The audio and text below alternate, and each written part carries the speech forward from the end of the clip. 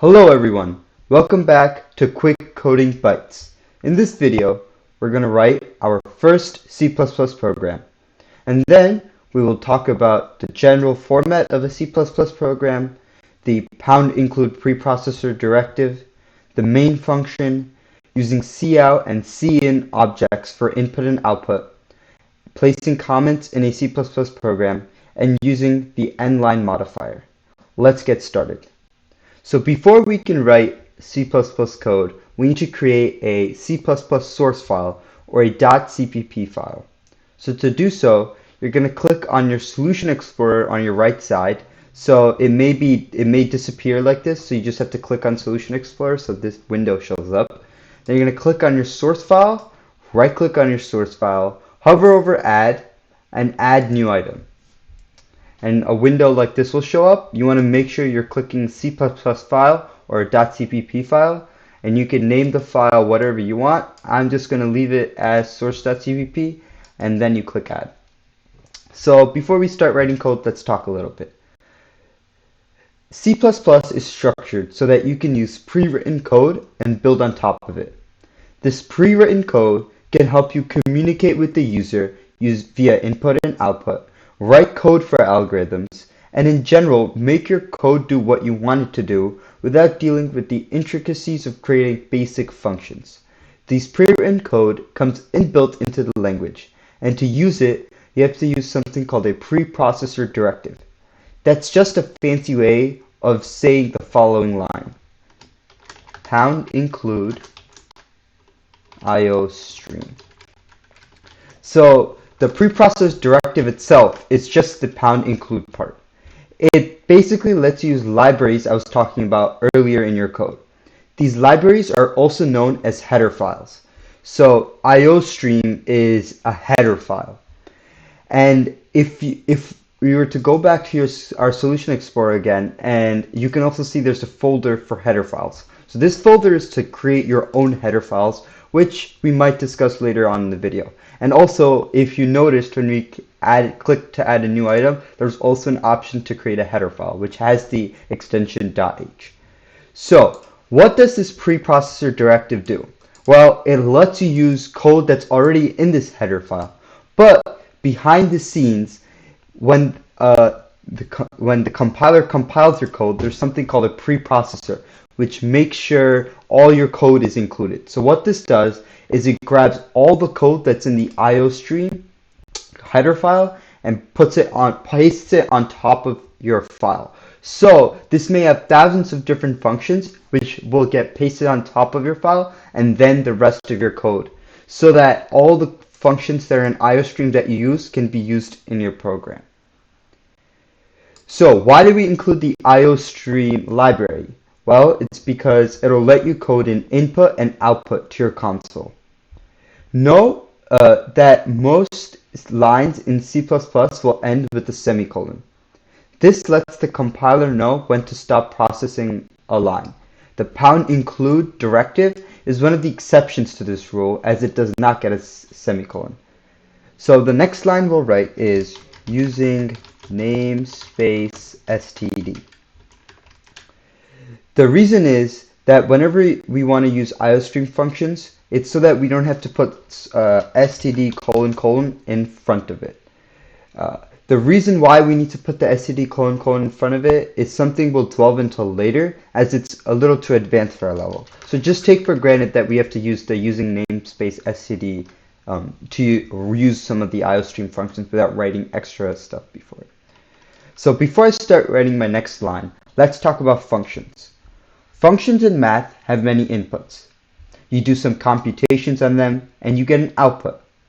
In programming, functions have a similar concept. They can take inputs, you have to do some work inside of them or put some code inside of them, and they return an output. Next, we're going to write our main function. The main function is a very special function in C++. Whenever you run any C++ program, whatever's inside the main function runs first. We'll learn about writing different types of functions later in this series, but just know that the main function is always the first function that runs in your program. So let's write the main function right here. So I'm going to write void main. Notice the structure of my main function. I put a void right here. What this void means is that our main function won't return anything. And it's because we don't want the main function to return anything. We wrote the word main and then put parentheses. So main would be the name of the function, which you have to put in all lowercase letters, as the compiler expects the main function to have its name in all lowercase letters. And then we put parentheses here. The parentheses where you would put inputs to your function if you had any functions. Again, we do not need anything in the inputs for the main function, as we're not going to use any of it. And I also put a starting brace and an ending brace here. Anything between the braces is work that our function would do. And I also put a return. So return is a terminating statement which lets the code go back to its original state. Here, when I put return, it would just terminate the program. I could have, if I put another data type, which we'll talk about later in this series, I could also return, let's say, a number or a string or a character. You can return a lot of things. It's just, since we're not returning anything, you just write the word return. So let's write our first lines of code. So you can write cout, quotation mark, hello world, exclamation point. It's message, then we can write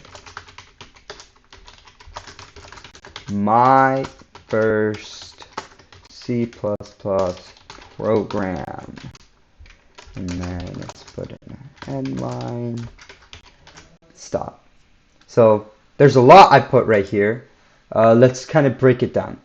So in C++, in order to print to the console, so before I guess I can start talking about the code, let me just run the code. Let's start with that debugging.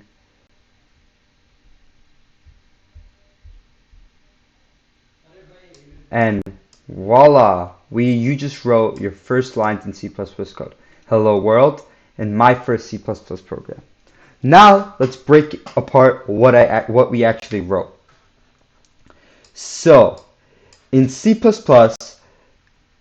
how input and output works is a little bit complicated.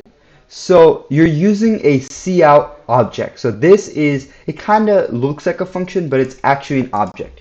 We will talk about objects later in this series, but just for right now, just think of it as a function.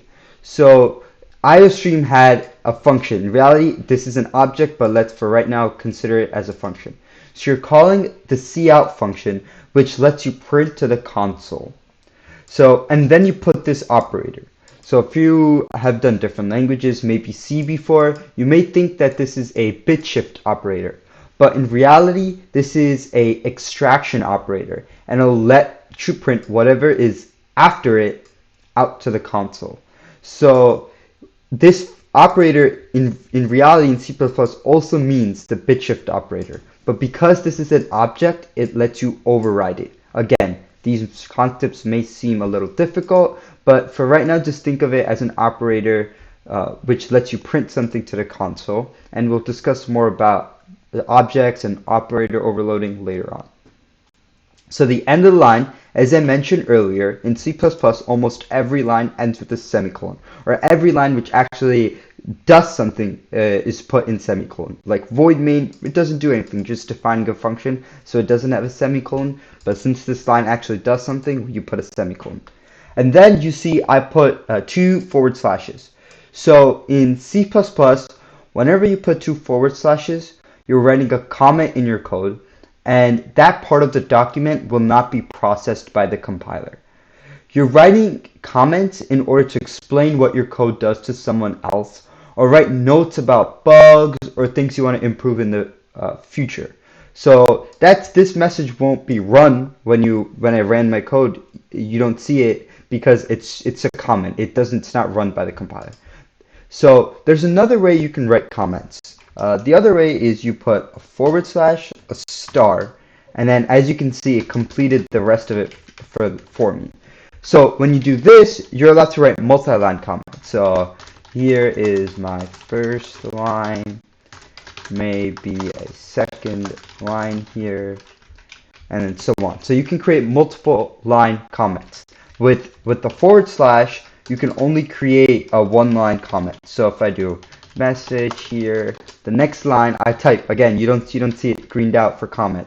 So two forward slashes is just a one-line comment, and you generally use it to explain maybe you have a complicated section or a complicated line, and this you generally use for input output or like large messages that you want to code or talk about in your code that you want other people to know about. So now going back to our program, so we talked about this line where this is essentially a function and it lets you print out something. The next line we wrote cout and then we did endline. So endline is a cout modifier which ends the current print line and goes to the next. So if I were to run this again real quick, we see that it first prints hello world right here, and then this end line runs, which then brings if you think of this as the thing that prints, so it printed hello world and it's stuck here. The end line pushes it down here, so then the next line that's written is printed on the next line. So that's a very useful and a very often used cout modifier, the end line, which lets you just end the line that you're currently printing at and go to the next line. Now, in the third line, we combined two statements. We combined the first C++ program and the end line. So what this does is it just prints everything. The cout object, or think of it as a function, prints this first string, and then it prints the end line. It essentially combines the two things together. Again, with all three of these lines, we ended with the semicolon because all three of these lines essentially do something. So I'm going to write some more code. Let's delete this all. And let me first write it, and then we can talk about it. You entered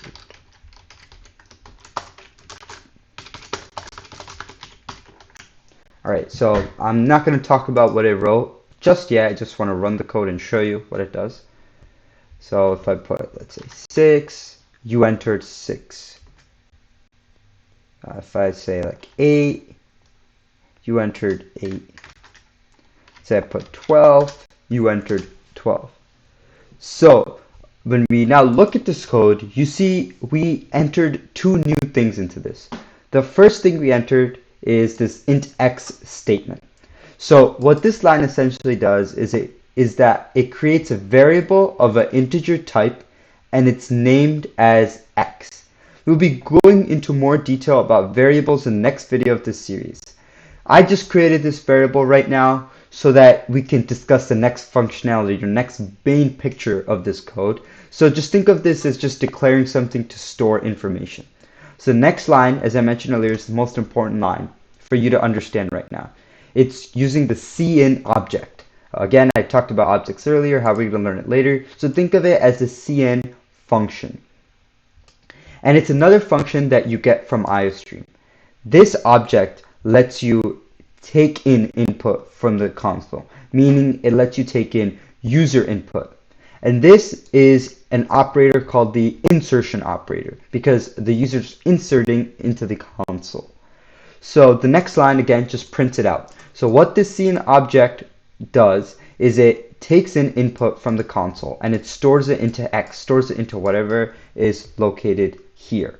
And the next line we saw earlier when I wrote the code, it just prints you entered with a space, and then again it prints the contents of x out, and then it creates an end line and puts the next printing on the next line.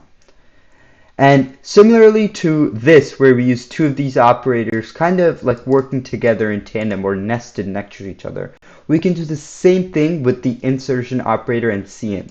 So if I were to do int y here, and then maybe take in y, then I can go ahead here and say, and you also entered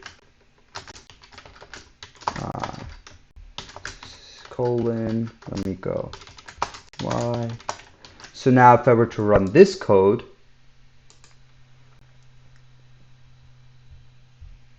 let's say I put in 12 and I put in 5. You entered 12 and you also entered 5. Again, we use these insertion operators twice to take in 2 inputs. So what did we learn right now in this video? We learned about how a C++ program is structured. We learned about the preprocessor directive include. We learned about what header files are and how they help us write code quickly. We learned about the main function and it's the main entry point for your code. We talked briefly about functions. We're going to go into more depth in a future video. And we learned about the cout object, which for right now I'm telling you to think of it as a function. We learned about the extraction operator, where you can print multiple things in a line. We learned about the endline cout modifier, which brings the printing over to the next line. We learned about the C++ object, or the IOStream object cin, and the insertion operator, where you can take input from the user. So I want you guys to play around with this using cin, using cout, creating multiple integers and creating different simple codes to just get the hang of it. So this concludes the first part of our series. In the next video, we're going to be looking at variables into more detail and creating functions.